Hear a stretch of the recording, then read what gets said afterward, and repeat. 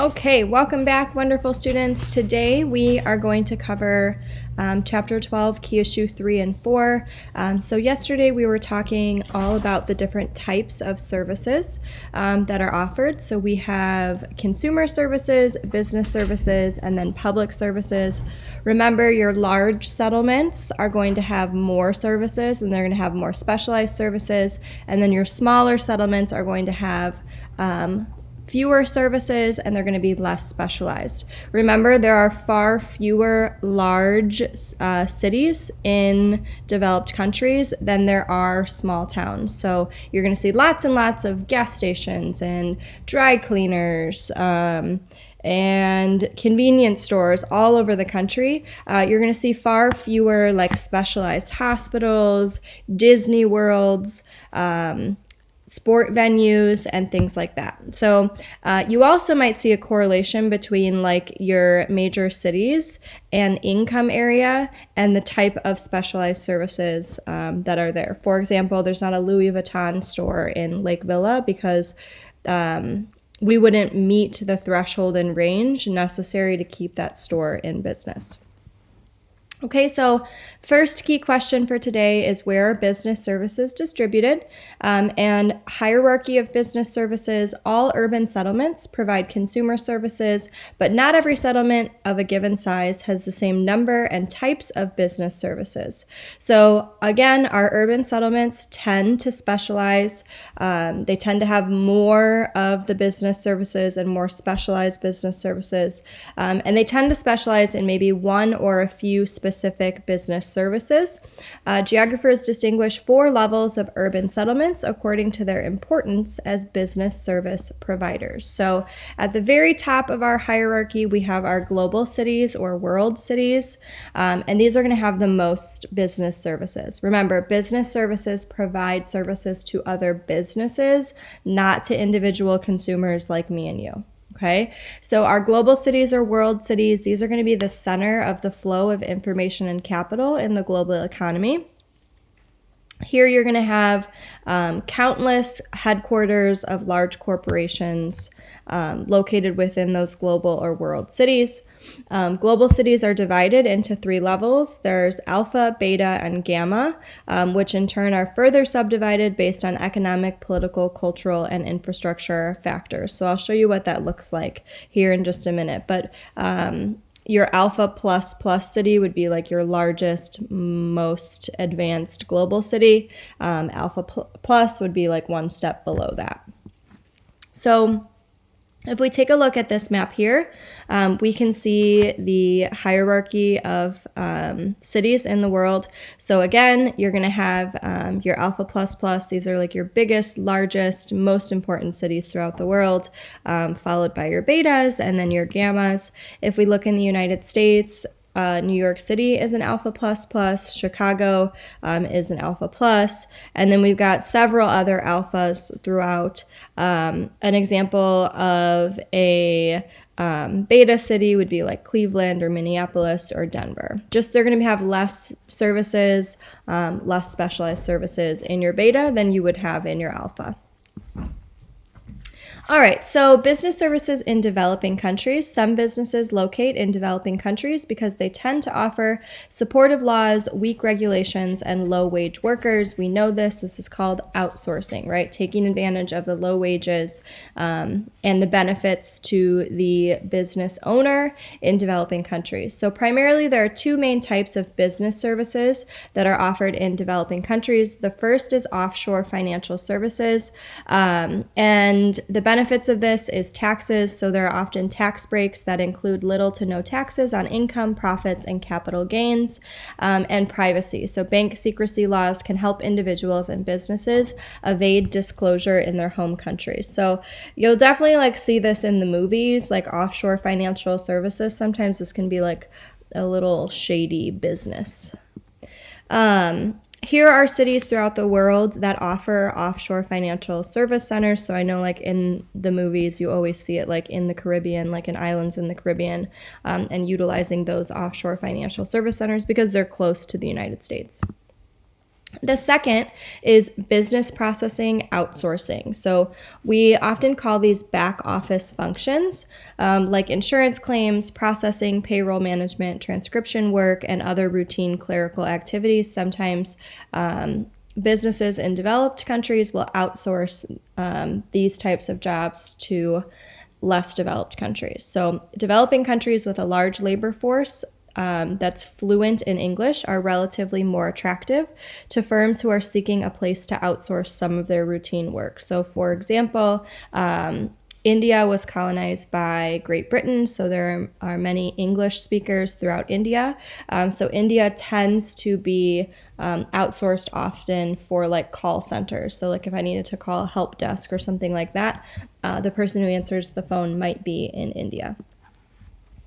All right, our economic base of settlements. A settlement's distinctive economic structure derives from its basic industries, which export primarily to consumers outside the settlement.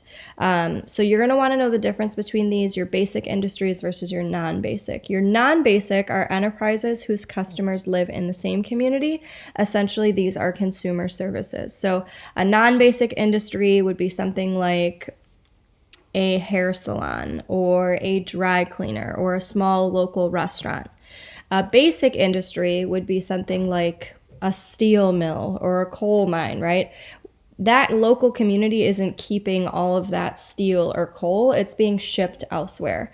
But your non-basic industries, like your local restaurants or your local dry cleaners, people outside of that community aren't using that service. That service is staying primarily within your immediate community.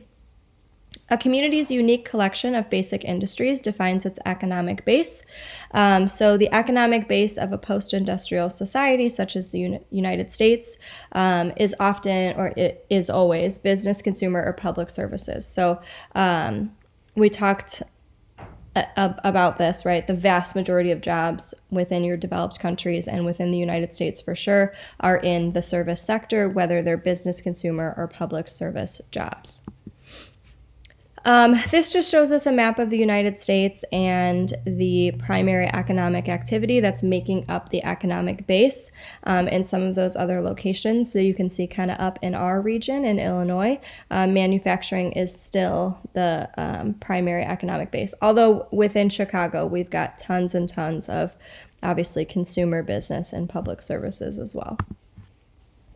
Okay, so on to key issue 4. The key question here is, why do services cluster in settlements? And now we're going to talk a little bit about rural settlements. So rural settlements tend to take one of two forms, a clustered rural settlement or a dispersed rural settlement. So your clustered rural settlement is often an agricultural-based community in which a number of families live in close proximity to each other, with fields surrounding the collection of houses and farm buildings. Typically, you'll see like homes, barns, tool sheds, and consumer services such as religious structures, schools, and shops in kind of in your town. With the people and the fields kind of surrounding that. In a dispersed rural settlement, this is typical of the North American rural landscape. This is characterized by farmers living on individual farms isolated from neighbors. So think of this as like, I mean, if you just drive west a little bit, right, your nearest neighbor being a mile away. Okay, that's more of your dispersed rural settlement where people are spread out. So this is will help you kind of visualize what a clustered rural settlement looks like. So this might be a small town in a rural setting, but they have kind of this town feel with the clustering of services, and then you've got your houses and your farm fields surrounding that. Whereas this is more what your rural settlement, your dispersed rural settlement would look like in the United States. I mean, this looks like the Midwest for sure. We see that all over Illinois and Wisconsin and Iowa, landscape that looks like this, and settlement patterns that look like that. All right, so services in rural settlements. Early consumer services in rural settlements included actually cemeteries, places to bury the dead, And this likely encouraged the building of more permanent structures for ceremonies and dwellings. And also other early consumer services included manufacturing. So cemeteries, places to bury the dead, and then our religious structures, and then manufacturing centers. Early public services were often people who built walls around settlements for protection, and then defenders or soldiers who were protecting that settlement. Early business services, oftentimes settlements would serve as a neutral ground where people would come together to trade different goods and services. And early on, we see officials kind of regulating this. So regulating the terms of transactions, setting fair prices, keeping records, and creating a currency system. So those are our earliest services that we would see being offered in rural settlements. Our earliest urban settlements, so prehistoric urban settlements, so like how did a city like Chicago evolve, right? Where did that idea or concept emerge from? So your earliest urban settlements were probably in the Fertile Crescent of Southwest Asia and North Africa, and among the oldest is Ur in Mesopotamia, which is in present-day Iraq. So this is an image of a structure in ancient Mesopotamia that still stands today, and we could assume this was some sort of like center of this early urban settlement. And then ancient urban settlements. These settlements were first established in the Eastern Mediterranean at about 2500 BC. We see settlements on the island of Crete, in present-day Turkey and present-day Greece. And these urban settlements were primarily trading centers and were organized into city-states. And we've talked about city-states before. They're independent, self-governing communities that included the settlement and nearby countryside. Athens was the largest city-state in Greece, and Rome was believed to have grown to a population between 250,000 and 1 million. So a very, very early example of an urban settlement. And when we say the Fertile Crescent, this is what we are talking about. So we can see, like, this is the Arabian Peninsula. Here you've got the Nile River. So this, because you could farm there, right? People figured out, oh, hey, I can farm and then I can stay in one place and I don't have to move around in search of my food. Of course, this is where we're going to see early cities as well, okay? Because people figured out they could stay in one place. Medieval urban settlements, a dense network of small market towns, serving the needs of particular lords, covered much of Europe. The largest medieval European settlements served as power centers for the lords, church leaders, and as major market centers. The tallest and most elaborate structures in these medieval urban settlements were usually churches, and usually these settlements were surrounded by walls. All right. Rapid growth of urban settlements. So now we're kind of talking more present day. The process by which the population of urban settlements grows is known as urbanization, and this has two dimensions. So number one, urbanization is going to include an increase in the number of people living in the urban settlement. And developing countries today have 8 of 10 of the most populous cities. So we definitely see rapid urbanization happening in developing countries. In developed countries, we're actually starting to see like counter urbanization, where people are leaving cities and moving out to the suburbs. And then the second thing that you're going to see that when you're looking at urbanization is, again, so you're going to see an increase in the number of people, but then you're also going to see an increase in the percentage of people living in urban settlements. So the percentage of people living in urban settlements has increased over time, right? So it increased from 3% in 1800 to 6% in 1850 to 14% in 1900, 30% in 1950, and 47% in 2000. Okay, so in 2000, 47% of the population was living in cities. In developed countries, about 75% of your population is urbanized, and in developing countries, about 2/5 of your population is urbanized. So here's a map showing us different countries in the world and the percent of the population that is urban. So in the United States, 75% or more of our population lives in cities. Same thing in Canada and Mexico and throughout most of South America.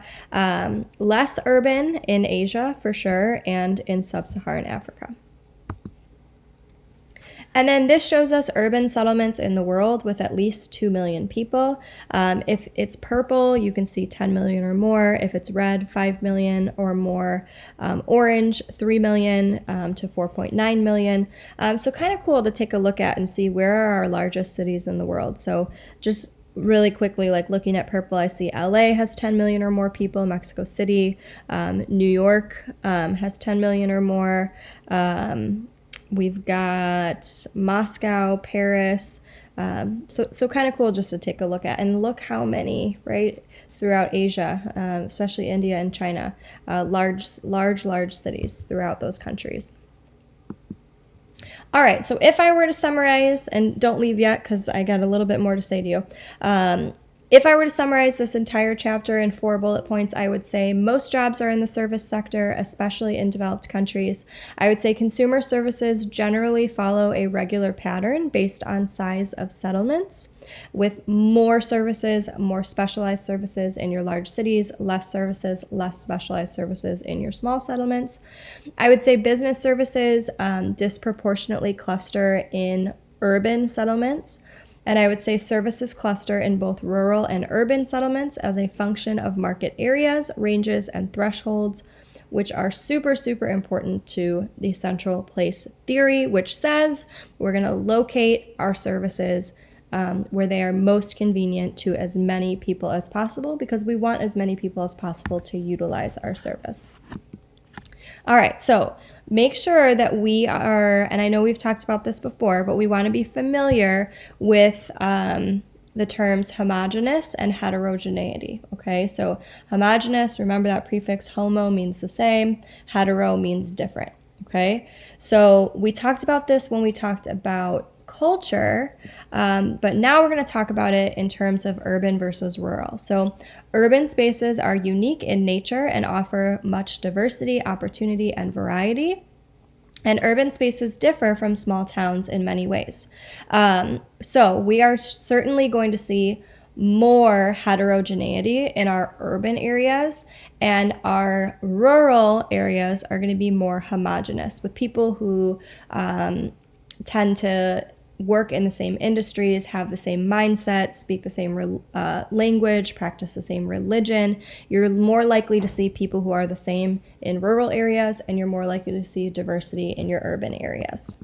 Okay, that's all I got for key issue 3 and 4. Please make sure that you turn in your note sheet in Google Classroom when you are done with it, so I can make sure and get you your credit. Have a wonderful rest of your day.